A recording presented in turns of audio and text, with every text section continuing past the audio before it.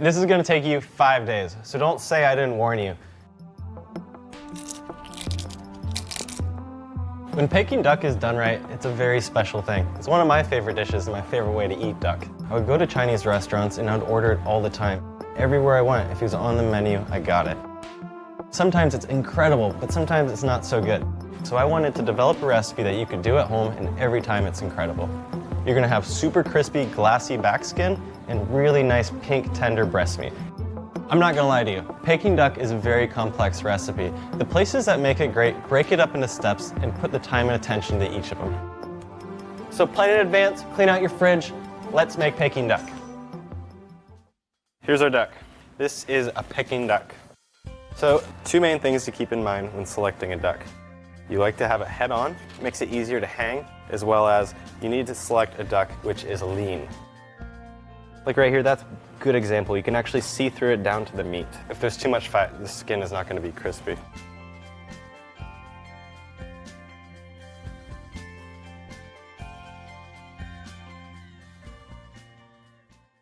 All set, let's clean up the duck. Okay, so now we're just looking for patches of feathers that were not removed. So now we're going to remove the excess fat right here. Very easy to do. You're moving by hand and you don't need a knife to do this. Okay, duck's clean. Let's start making our 5-spice rub. First, we're going to mix together the spices.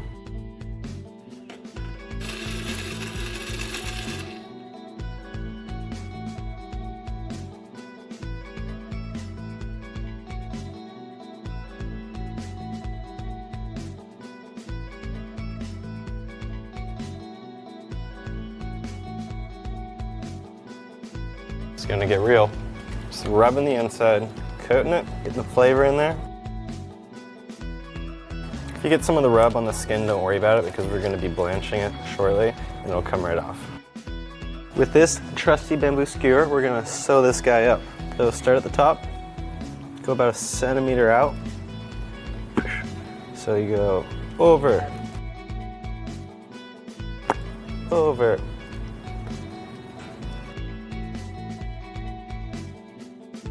Okay, and then we're gonna go all the way through the tail. Okay, now it's time to separate the skin from the flesh below it.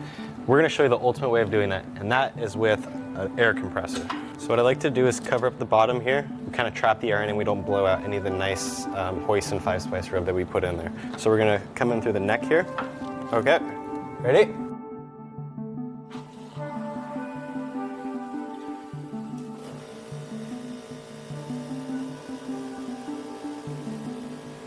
And we're gonna separate the back skin now.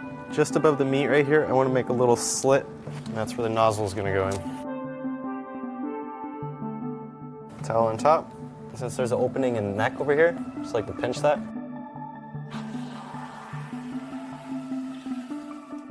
You can tell that it's separate now. If you look at it, feel all the air below it. Check out the joint in there, find it.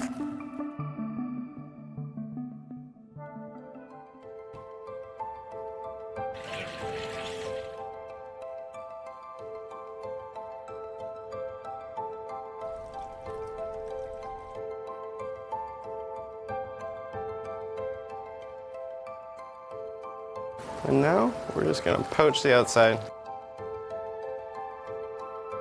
I prefer basting it like this instead of submerging it because I don't want the cavity of the bird to fill up with water because it's just gonna wash away all the nice flavor that we put in there. So you really want to incorporate the flavor that's in this broth. Surprisingly, there is a lot. The more you do this, the more the skin will get a light amber color. Just about 1.5 minutes on each side. The next step is to make a glaze. Start with the maltose syrup. It's going to help us get a nice mahogany color. I like to add some soy sauce too.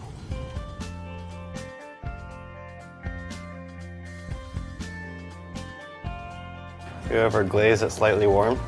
This is just to help us get our first coat on here. So we'll have 2 coats per side. Don't worry about it being super even. The weight of the syrup will cause it to drip down and it will naturally even itself out. So now I have a thin first coating on the bird. To get a thicker second one, I'm just gonna chill down my maltose syrup slightly. So So this will continue to drip off when it's in the fridge. Right now it's super sticky. We'll know that it's starting to dry out nicely in the fridge when it gets a nice tacky texture.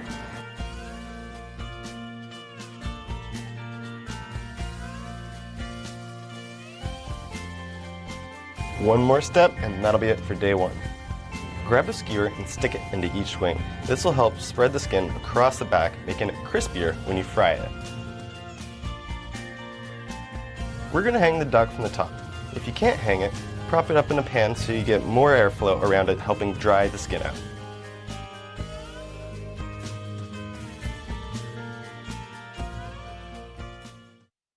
So the salt has been pulling out a lot of moisture from the bird. You can kind of see it kind of drying out a bit here. So it's kind of filled with moisture in the cavity. We want to get rid of that.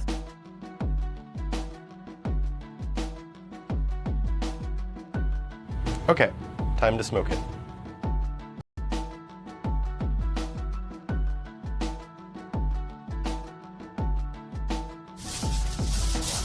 So now we have some wood chips here, and we're going to get them starting to smolder with this blowtorch here. We're going to put them in this top left-hand corner up by the neck. This neck meat is not going to yield that great of skin because there's a lot of fat beneath it. So this is the area of the bird that we can sacrifice. So now we're going to need to make a hole over here for ventilation.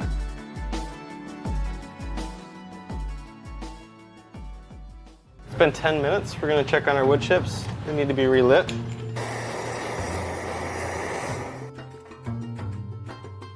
So we are done smoking. Remove the foil. We don't want to wrap it too tight because we want the steam to be able to escape. Traditionally, Peking ducks are cooked while being hung in an oven. So how we get around that is every 30 minutes or 15 minutes or so, we like to hang the bird. Okay, it's been 15 minutes. So what you should be seeing right now is little pockets of fat kind of starting to surface here. The overall surface of the bird should still look very, very dry. This is good. So it's been 30 minutes in the oven. There's been lots of fat that is rendered out. So now we want to get rid of that. We don't want the breast to be frying in the bottom. We're going to hang it up. We're going to allow a lot of the moisture and fat that's trapped just beneath the skin to come out the bottom. That's going to help us get our nice crispy skin.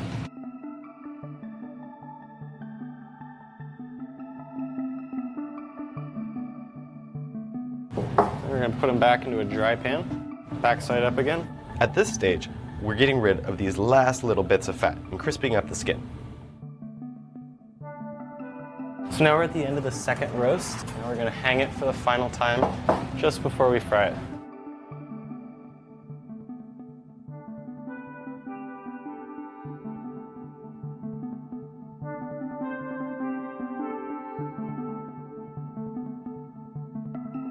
I'm going to set the feet down in the oil.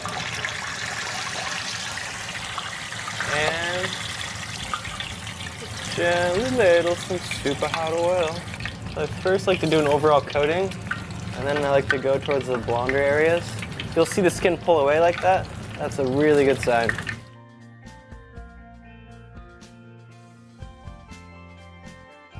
All right, it's looking good.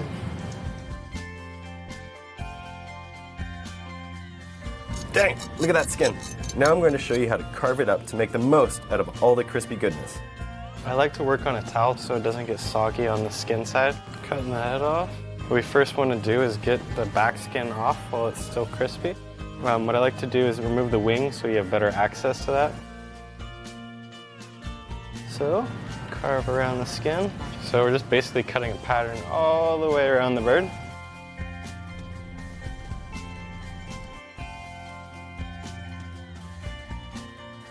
That's like perfect. That's as good as it gets.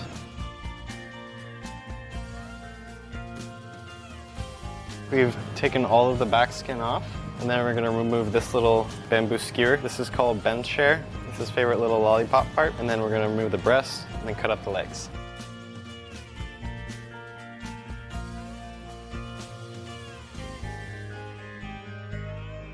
There you have it. That's how you make incredible Peking duck at home.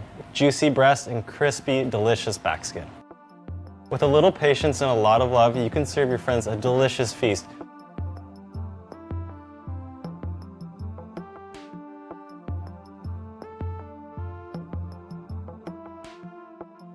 So go on, make Peking duck. Serve it with some steam buns. It's worth it.